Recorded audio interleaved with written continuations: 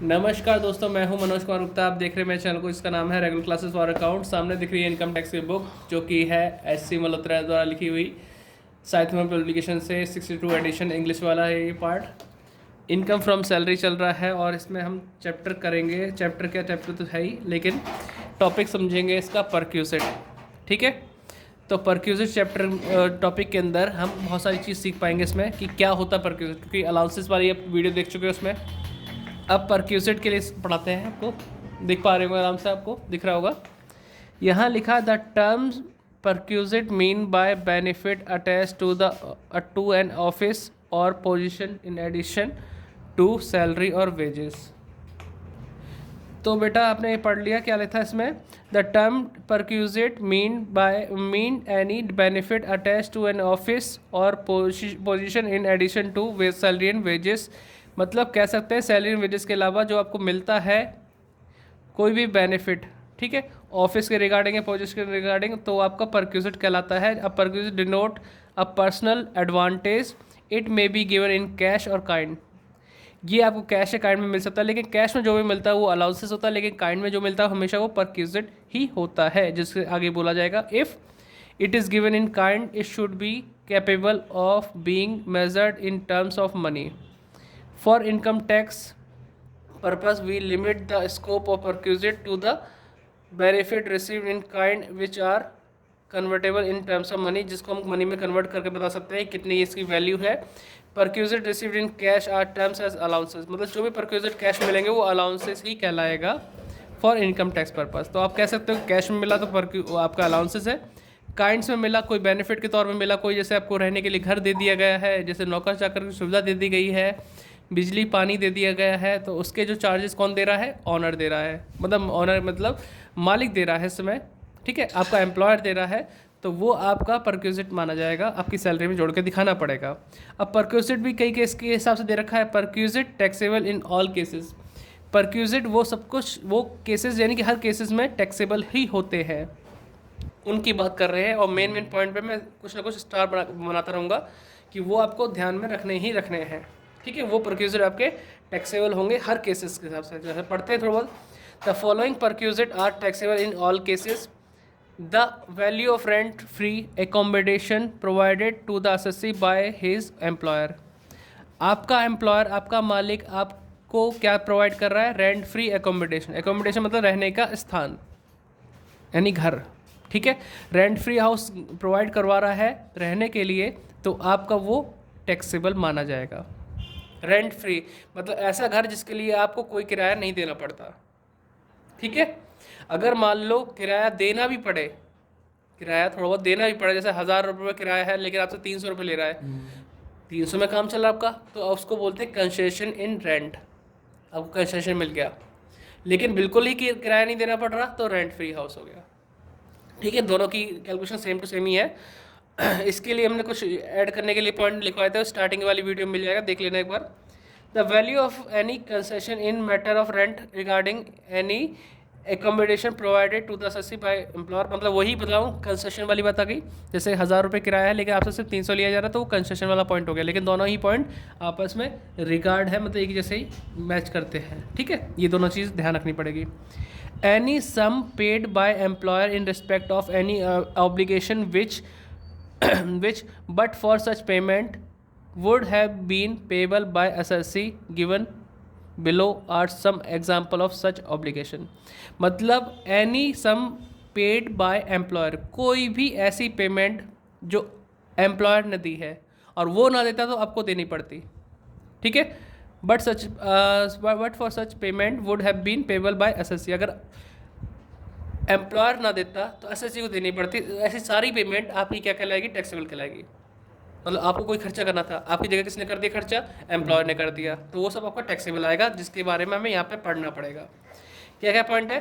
Payment by the employer of employee club और hotel bills provided that they are not connected with the employer business. Suppose करो employee किसी club का member है, उसकी fees employer they रहा है। Employ किसी होटल में रहता है, उसके बिल कौन दे रहा है? एम्प्लॉयर दे रहा है। तो ये आपके सब चीज़ आपकी क्या है? टैक्सेबल परक्यूजिट में आएगा, ठीक है, क्योंकि आप ना दे रहे तो आपको एम्प्लॉयर तो दे ही रहा है उस चीज़ की पेमेंट, तो आपके सैलरी में जोड़ के दिखाया जाएगा। Payment by the employer of any loan due on his employee. किसी लोन की पेमेंट कौन कर रहा है? एम्प्लॉयर कर रहा है, जो ड्यू था एम्प्लॉय पे, ठीक है, वो भी जोड़ के दिखाना पड़ेगा। Payment by the employer of education expenses of children of his employees. Employee के बच्चों के शिक्षा का खर्चा कौन दे रहा है? एम्प्लॉय दे रहा है, ये सब भी जोड़ के दिखाना पड़ेगा। Payment by the employer of the salary of domestic servant of an employee meant for his personal use and employed by the employee. मतलब आप एक एम्प्लॉय हो, आपने कोई नौकर रखा हुआ अपने काम के लिए, सेल्फ मतलब पर्सनल यूज़ करने के लिए आपने ही रखा है, लेकिन उसकी पेमेंट कौन कर रहा है? एम्प्लॉय कर रहा है। या तो बच्चों, तो हमने ये पॉइंट पढ़ लिया कि भाई यहाँ पे अगर एम्प्लॉय ने कोई सर्वेंट रखा है अपने पर्सनल यूज़ के लिए, उसकी पेमेंट एम्प्लॉयर दे रहा है, तो वो टैक्सेबल सैलरी में जोड़ के दिखाना पड़ेगा। एक और ये भी पॉइंट सही वाला पॉइंट है, ठीक है, और ये और है, income tax paid by employer in respect of salary of the salary of his employee, however tax paid by an employer on value perquisite not provided by the way of monetary payment shall be exempt under section इसके according, ठीक है, 10 CC के according. तो इसमें कहा गया है कि income tax paid by the employer in respect of the salary of his employee however paid the employer of the value perquisite. अब मैं इसको बताना चाहूँगा, अगर सैलरी पे इनकम टैक्स चुकाया गया है एम्प्लॉयर द्वारा, तो वो आपकी सैलरी में जोड़ के दिखाना पड़ेगा, क्योंकि इस सैलरी का इनकम टैक्स आपको चुकाना था, आपने नहीं चुकाया, तो कौन चुका रहा है? एम्प्लॉयर। वो आपकी सैलरी में जोड़ के दिखाना पड़ेगा। लेकिन टैक्स पेड किया गया है एम्प्लॉयर द्वारा किस पे? वैल्यू ऑन परक्यूजिट पे। परक्यूजिट पे जो टैक्स बनता होगा वो पे करता है कौन? एम्प्लॉयर। तो वो आपका माफ़ रहता है, वो एग्जेम्प्ट रहता है, ठीक है। इसीलिए कहते हैं इनकम टैक्स पे किया सैलरी का तो वो आएगा, आपकी सैलरी में जोड़ा जाएगा, लेकिन परक्यूजिट पे टैक्स पे किया है तो वो नहीं आएगा, वो एग्जाम्प्ट रहेगा। किसके अकॉर्डिंग? सेक्शन 10 सबसेक्शन 10 CC के अकॉर्डिंग। तो ये भी इम्पॉर्टेंट पॉइंट आता है। अब ये भी है, legal expenses incurred by the employer to save or defend the employee. Employee को बचाने के काम लीगल एक्सपेंसेस किए तो भी जोड़ के दिखाना पड़ेगा। तो थर्ड पॉइंट के अंदर बहुत सारे पॉइंट थे, हमने पढ़ लिए, ठीक है, आप भी ध्यान रखना इस चीज़ को। अब है अगला point, fourth point, any sum payable by the employer whether directly और through a fund other than recognise provident fund और अप्रूव्ड सुपरएनुएशन फंड और a deposit linked insurance fund to effect an insurance of the life of the employee in respect of a contract for an annuity on the life of employee। तो इसके बारे में भी जो भी अगर payment होती है तो वो सब टैक्सेबल पार्ट में दिखाया जाता है, जैसे आपका रिकॉग्नाइज प्रोविडेंट फंड के बारे में हो या सुपरएनुएशन फंड हो, जितना भी आप पेमेंट करते हैं उसके बारे में, ठीक है।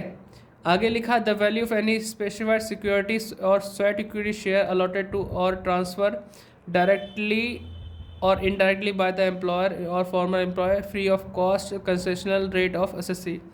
इसको भी मैं स्टार बना देता हूँ कि अगर मान लो एम्प्लॉयर ने एम्प्लॉय को कुछ शेयर वेयर बेचे हैं, स्वेट इक्विटी शेयर बेचे हैं, कुछ भी बेचे हैं, लेकिन कंसेशन रेट पे बेचे हैं, या तो फ्री ऑफ कॉस्ट है कंसेशन रेट पे है, तो वो आपके सैलरी में जोड़ के दिखाना पड़ेगा।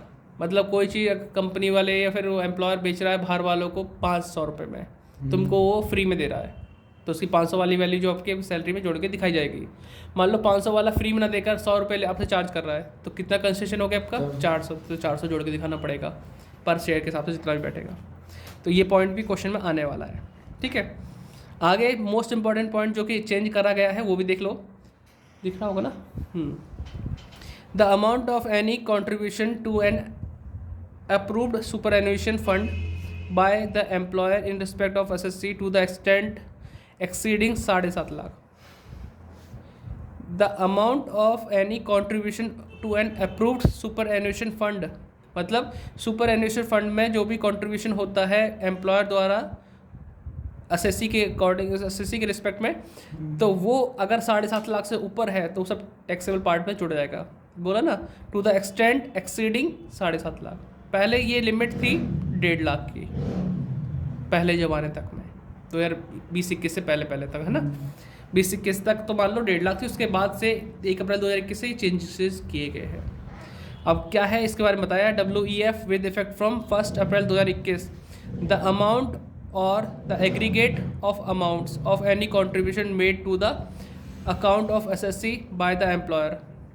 अगर किसी भी चीज़ में अगर एम्प्लॉयर द्वारा कॉन्ट्रीब्यूशन किया जा रहा है इन रिकॉग्नाइज प्रोविडेंट फंड, इन NPS स्कीम रेफर्ड इसके अकॉर्डिंग और एन अप्रूव्ड सुपरएनुअल फंड, इन 3 की अमाउंट जोड़ के अगर ये 7.5 लाख से ऊपर हो रहा है प्रीवियस ईयर में तो वो सब टैक्सेबल है ना।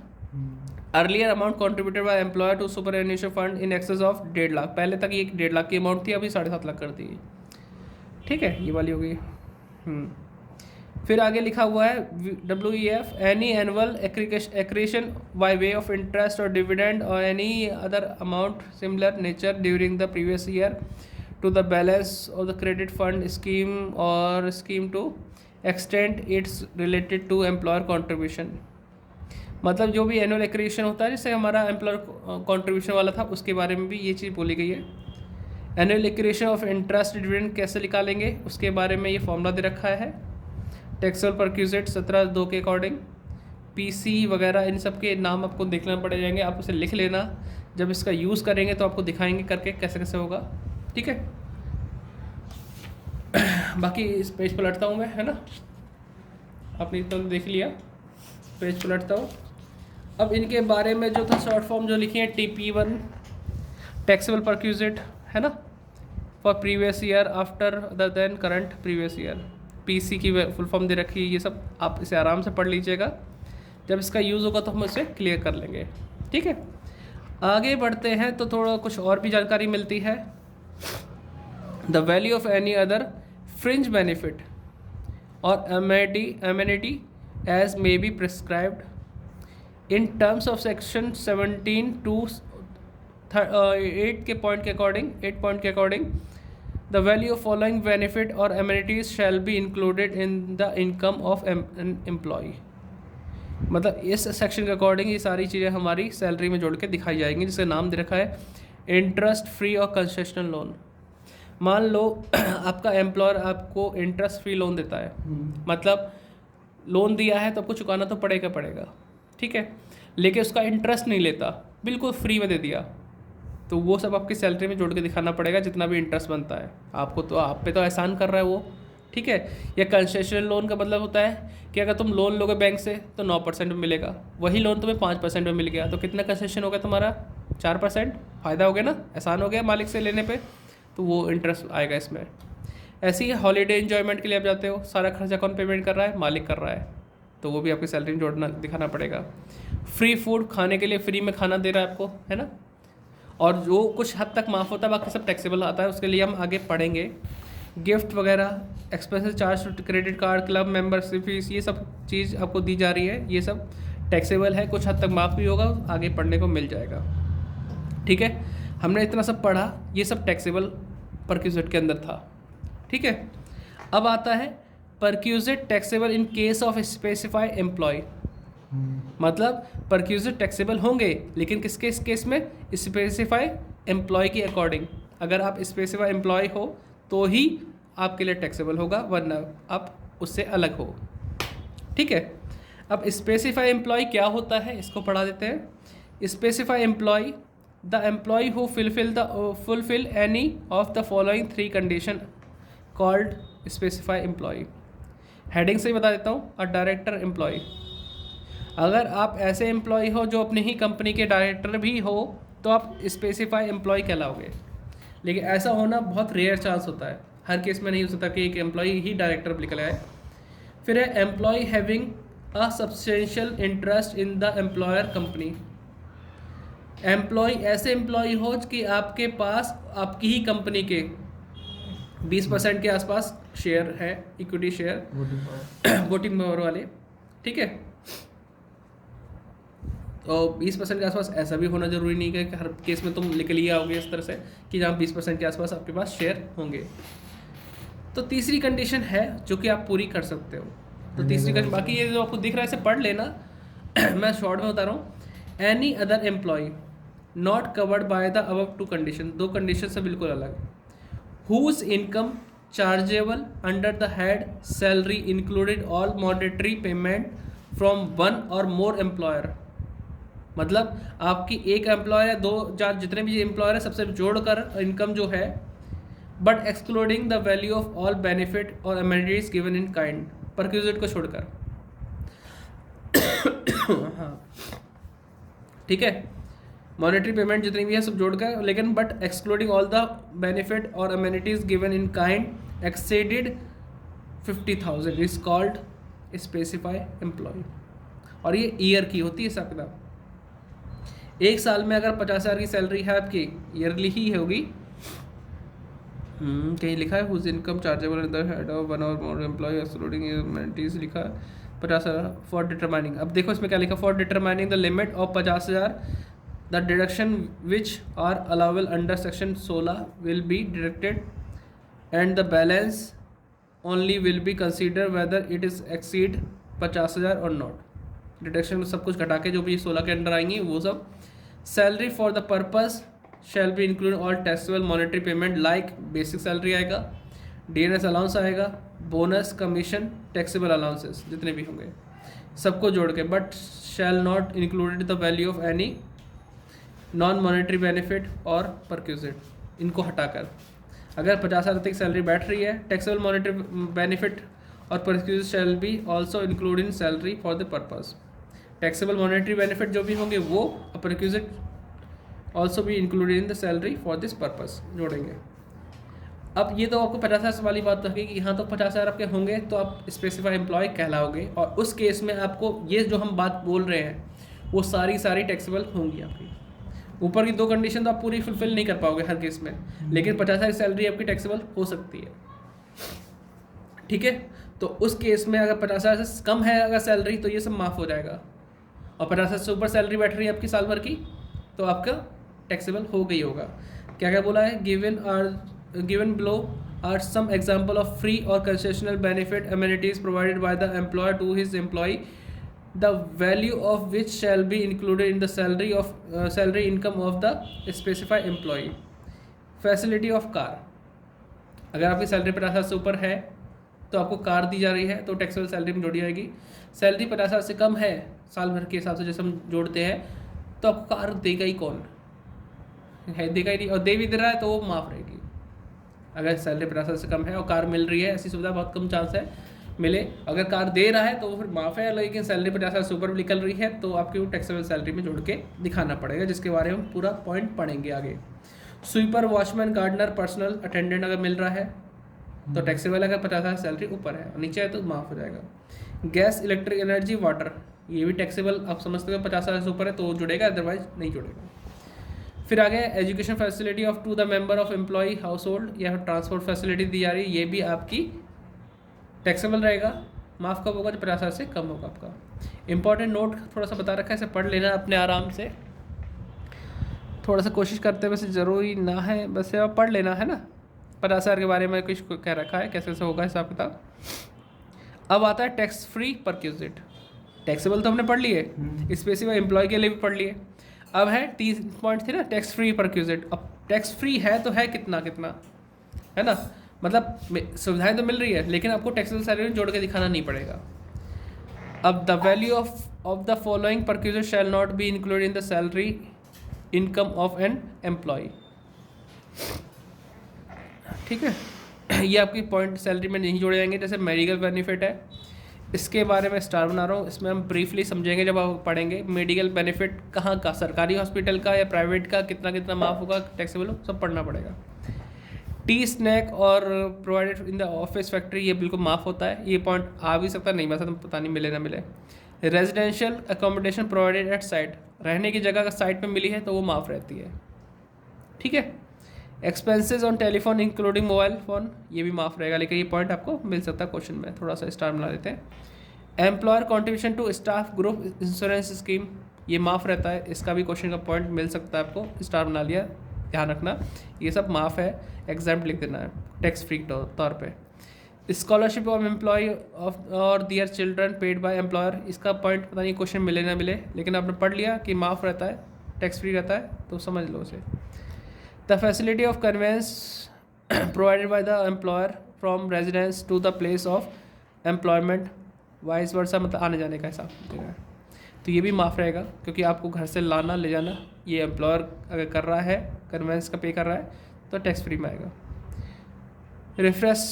रिफ्रेशर कोर्स, अगर मान लो कोई नया सॉफ्टवेयर आता है आपको ट्रेनिंग दी जाती है तो ये भी आपका माफ़ रहेगा। इसका खर्चा अगर मालिक कर भी रहा है तो आपकी सैलरी में जोड़ के दिखाने वाला कोई पॉइंट इसमें नहीं है ना।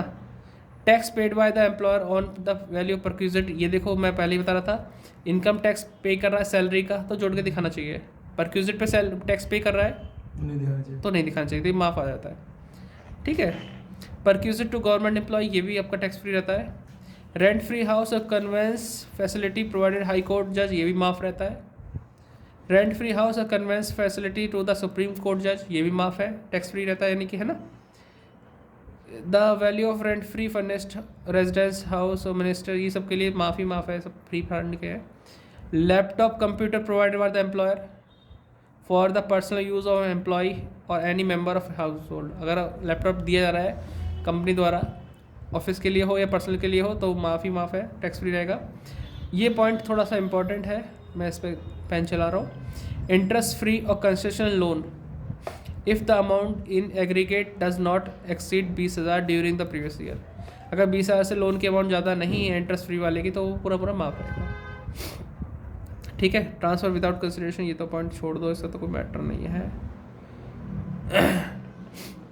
इसमें फिर भी पढ़ लो, transfer without consideration to an employee of a movable assets other than computer electronic item and car by the employer after using period of 10 year, 10 साल यूज़ करने के बाद भी अगर कोई बेचने के कह रहा है उस सब जो भी बेनिफिट होगा सब माफ़ रहेगा क्योंकि 10 साल बाद वो ख़त्म ही हो जाता है एक तरह से। और जनरल रिक्वायर्ड पर डिस्चार्ज, ये हाँ, लीव ट्रैवल कंसेशन LTC जो होता है ना, ये भी आपका टैक्स फ्री रहता है। LTC मिल जाए तो लिख देना LTC एग्जाम लिख देना, लीव ट्रैवल कंसेशन, ये इंपॉर्टेंट, एक क्वेश्चन में मिलेगा ही मिलेगा, लीव वाला। हाँ लीव वाला। अब जितना जो हमने पढ़ा है ना इनमें से कुछ चीज़ें हमें यहाँ पे बताई जाएंगी। 22 मिनट की वीडियो हो चुकी है, टाइम देखो, टाइम अभी है, थोड़ी सी बातें और कर सकते हैं मेडिकल बेनिफिट के ऊपर, एक बात देख लेते हैं। तो बच्चों मैंने यहाँ तक आपको बता दिया लीव ट्रैवल कंसेशन तक, ये तो था परक्यूजिट के बारे में, किस किस के लिए टैक्सेबल होता है, क्या क्या टैक्सेबल होता है, तो आपने देख लिया perquisite taxable in all cases हमने पढ़ लिया।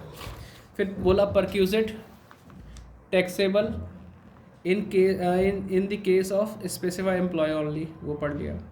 टैक्स फ्री परक्यूजिट पढ़ लिया। अब जो ये पढ़ा है टैक्स फ्री परक्यूजिट, इन्हीं के बारे में ब्रीफली बताया जाएगा, तो अगले पार्ट में वो वीडियो आएगी आपकी। ठीक है, परक्यूजिट का पार्ट 1 आपने देख लिया, पार्ट 2 में आपको पर्टिकुलर एक एक चीज़ समझाई जाएगी, है ना, कि जैसे मेडिकल बेनिफिट में क्या क्या आएगा और एजुकेशन फैसिलिटी में कैसे आएगा, रेंट फ्री हाउस कैसे निकाला जाएगा उसके बारे में है। तो ये टाइम लेने वाली चीज़, यानी थ्योरी अब पढ़ रहे हो तो फिर ढंग से पढ़ो, सीखो, क्योंकि अगर मैं बिना उसके करने आया ना क्वेश्चन और मैं कर भी दूंगा, मुझे तो याद है उस चीज़ को, लेकिन आप ये बार बार पूछते रहो कमेंट में ये कहाँ से हुआ और वो कहाँ से आया, ये पॉइंट ऐसा क्यों हुआ। तो बच्चों इसलिए थ्योरी पढ़ते रहो, क्योंकि मैं भी देख चुका हूँ, मैंने एक बार अपने पुराने सालों का एक्सपीरियंस है कि मैंने सैलरी चैप्टर पहले पढ़ा दिया और मैंने उन्हें बताया 10-5 दिन की जो थ्योरी है तो बैच मेरा बोर होके छोड़ के चला गया था। इसलिए चैप्टर मैं लास्ट में कराता हूँ जिससे कि आपको ये पता चला इंपॉर्टेंस ऑफ थ्योरी क्या है, थ्योरी के बिना क्या नहीं हो सकता। क्योंकि हाउस प्रॉपर्टी वगैरह में थ्योरी पढ़ाते हैं हम, कैपिटल गेन में थ्योरी पढ़ाते हैं, रेजिडेंस में पढ़ाते हैं, तो ऐसे इसमें भी ज़रूरत पड़ती है, तो इसीलिए ज़रूरत है। बाकी और चैप्टर भी अगर कराऊंगा तो थ्योरी जरूर पढ़ाऊंगा, चाहे आपका PGBP हो या अदर सोर्सेस हो, बिना उसके अगर कराऊंगा तो वो चीज़ आप वही फंस जाएगी चीज़, ये कहाँ से आया वो कहाँ से आया, इसीलिए। ठीक है, बाय बाय, टाटा। अगर यहाँ तक वीडियो देखी है तो लाइक शेयर सब्सक्राइब जरूर करना, बाय।